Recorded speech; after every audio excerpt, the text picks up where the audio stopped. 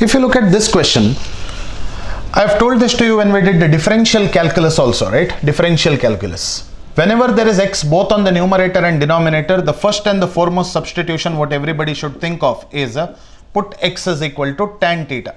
So sine of tan inverse of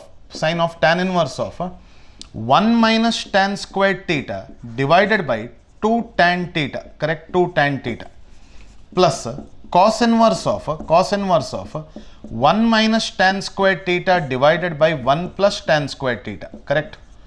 1 plus tan squared theta.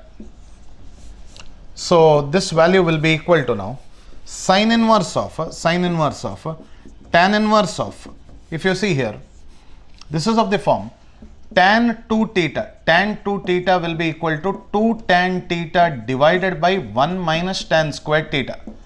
This implies to me, if I take the reciprocal cot 2 theta, I'll get 1 minus tan squared theta divided by what is it? 2 tan theta. Is it right?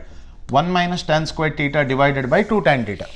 So this is nothing but cot 2 theta. This is cot 2 theta plus cos inverse of cos 2 theta, right? Cos inverse of cos 2 theta.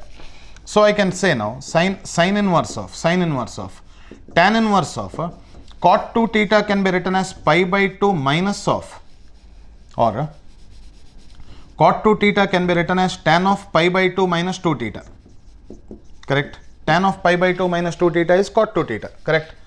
Plus 2 theta. Inverse and the regular function will get nullified. So what is this answer that we get? Sine inverse of pi by 2 minus 2 theta plus 2 theta. So what is the answer that we get is equal to sine inverse of pi divided by 2. What is the answer that we get is equal to 1 is the answer to the question.